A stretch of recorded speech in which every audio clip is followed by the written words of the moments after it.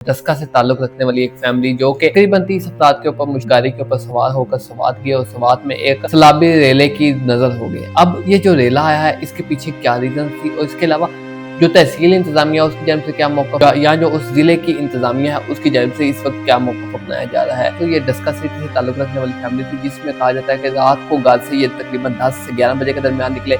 30 अफराद पर मुश्तमिल ये एक कोस्टर थी जिसमें ये सवार होकर गए। 6 अफराद का ताल्लुक एक खानदान के साथ था और बाकी 11 या 18 अफराद का ताल्लुक दूसरे खानदान के साथ बताया जा रहा है। अभी ये फिगर्स ऊपर नीचे हो सकते हैं। 8:30 बजे ये होटल में चेकिंग होते हैं, 9:30 बजे होटल से बाहर निकलते हैं और पिछले रास्ते से होकर दरिया सवात में चले जाते हैं और दरिया सवात में ये तस्वीरें वगैरह लेना शुरू कर देते हैं। जिसके बाद अचानक 9:45 के ऊपर ये सलाबी रेला आता है और सलाबी रेले की नजर और फिर एक एक करके वो सैलाब में बहना शुरू हो जाते हैं। इसमें मुख्तलिफ नाम बताया जा रहा है जिसमें से अगर मैं बताऊं तो एक खानदान की 2 पोतियां, एक पोता और एक बहू और उसी खानदान की एक बेटी, उसका हामद और उसके 4 बच्चे थे और इसके अलावा मियाँ बीवी और बच्चे थे। तकरीबन 18 अफराद बताए जा रहे हैं जिनका ताल्लुक इसी खानदान के साथ था, जिसमें कहा जा रहा है कि 10 अफराद जो पानी की नजर हो गए जिसमें से 6 की लाशें इस वक्त तक तलाश कर ली गई है, 4 की तलाश अभी जारी है। और जब ये सानिया हुआ, ये सानिया के वक्त वहाँ पर न सिर्फ ये दस्का की फैमिली मौजूद थी बल्कि वहाँ पर मतदान से ताल्लुक रखने वाले 5 अफराद भी मौजूद थे। टोटल 18 अफराद वहाँ पर मौजूद थे जिनमें से 13 का ताल्लुक पंजाब के साथ था और 5 का ताल्लुक मतदान के साथ था। अभी वहाँ पर जो एक लोकल रिपोर्टर से रिपोर्ट्स हमें मौसूल हुई है उसके मुताबिक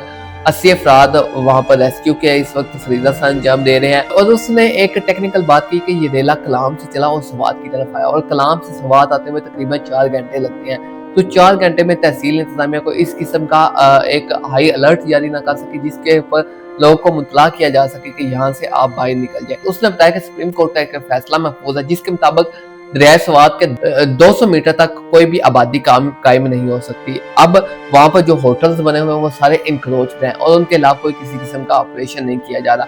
उन सब ने कब्जा किया हुआ है और कब्जे के बाद उन्होंने होटल्स को ऐसी जगह पर बनाया हुआ है जहाँ पर लोगों को ये अट्रैक्ट करते हैं, लेकिन हालांकि वो है ही इंक्रोच। इस्लामिया की जानिब से भी वहाँ पर उन्हें किसी किस्म का नहीं रोका गया कि आप यहाँ पर होटल कंस्ट्रक्ट ना करें, यानी जिसका मतलब है वहाँ की इंतजामिया भी उनके साथ मुलविस थी। अब जब ये मामला हाईलाइट हुआ जिसके ऊपर अली अमीन गंडापुर ने एक्शन लिया और एक्शन लेने के बाद 2 एसीज उस एरिया के उनको मुअत्तल कर दिया गया, एक एडीसीआर को मुअत्तल कर दिया गया, इसके अलावा रेस्क्यू का जो तहसील का हेड था उसको मुअत्तल कर दिया गया। इसके अलावा उसी रिपोर्टर ने हमें बताया कि 78 अफराद 8 मुकामात पर इससे मुतासिर हुए थे, तो जिसमें से 53 अफराद को रेस्क्यू कर लिया गया था और 11 की जो डेड बॉडीज है अभी तक रेस्क्यूज ने वसूल कर लिया है। उसने बताया कि जब रेस्क्यू अफराद को यहाँ पर मुतला किया गया था वो पहले नंबर पर तो चंद घंटों बाद आए और घंटों बाद आने के बाद उन्होंने कहा कि हमारे पास इस तरह के हिफाजती इंस्ट्रूमेंट ही नहीं है कि हम इनको रेस्क्यू कर सके, हमारे पास वो बोट ही नहीं मौजूद जिसकी वजह से हम उन तक जा सके।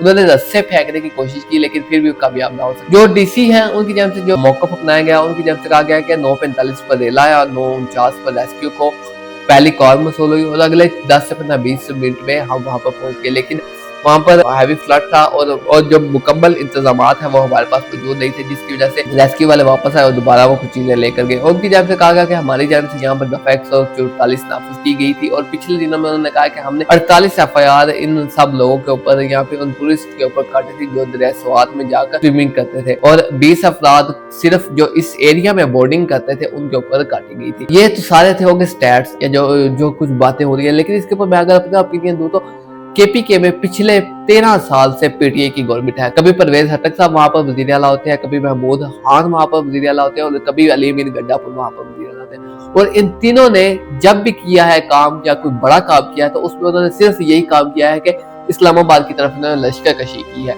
इस्लामाबाद की तरफ इन्होंने यलगार करने की कोशिश की है। कभी इन्होंने इस तरह का कोई एक मैकेनिज्म नहीं बनाया जिसके जरिए वो इन लोगों को बचा सकते। कभी उन्होंने अपना रेस्क्यू का अमला नहीं ठीक किया।